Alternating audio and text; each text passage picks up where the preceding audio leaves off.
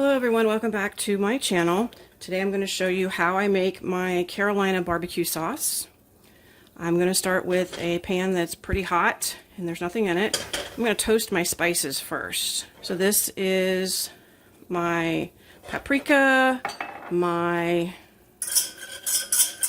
chili powder, black pepper. I put a little garlic powder in today. Just all the spices that are in the recipe. You can click the description box below for the link to the recipe on my blog. And I want to toast this just until I can smell it, which is right about now. It's pretty fast. My pan's a little warmer than what I would like. That's alright. So we just want to toast these a little bit. It's going to bring up the flavor of the spices and give you a little bit deeper, richer flavor to your sauce.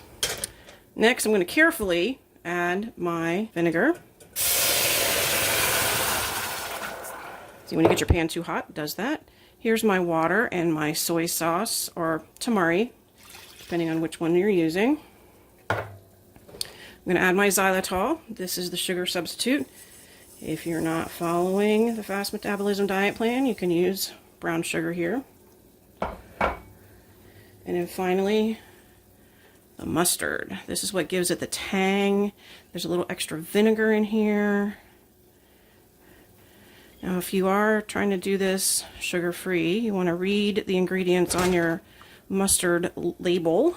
Check the ingredients, not the nutritional values, but the actual ingredients. We want one that does not have any sugar in it. And just whisk this all together.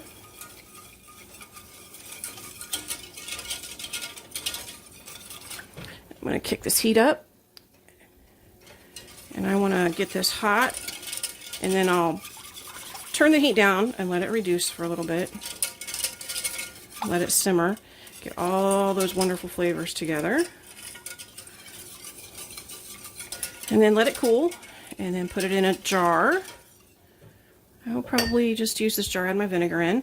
I'll put a lid on it, and I will label the top with a piece of masking tape. And I'll put what it is, because if I don't, I won't be able to tell. And I'll put the day's date. And this will keep for a while in your fridge because there's a lot of vinegar in here. Vinegar is a preservative, so you can keep this for quite a while in your fridge.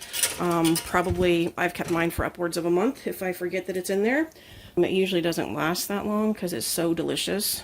And we eat it on most of our barbecue. We tend to smoke a lot of meat, so this is really good with smoked pork, with smoked chicken. It's good with grilled chicken. It's good with meatballs. It's good really on anything. You can put this on hamburgers, turkey burgers. Use it in place of ketchup on your meatloaf. Lots and lots of options for this particular sauce. Now, as everything comes together a little bit, the color may change, may get a little bit deeper.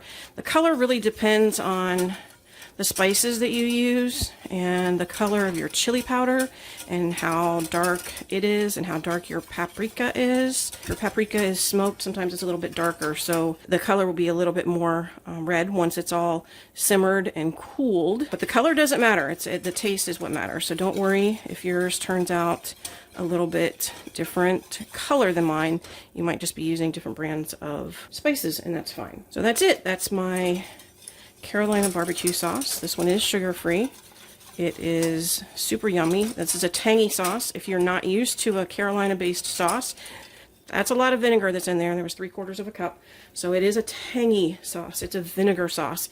And it's supposed to be a little bit thin. I'll let this reduce a little bit more, but you can see, get a spoon here, you can see that it's pretty thin. This isn't a thick, sweet, typical sauce like you get from a jar at the store or something along those lines. This is meant to be a thinner sauce. It's meant to be tangy because of the vinegar. So if you haven't tried it, I hope you give it a try. And I know a lot of you out there do like it, but this is how I make it, and you can see that here. And let me know in the comments below what you guys like to eat this with, or if you're going to try it for the first time. Thanks, everyone.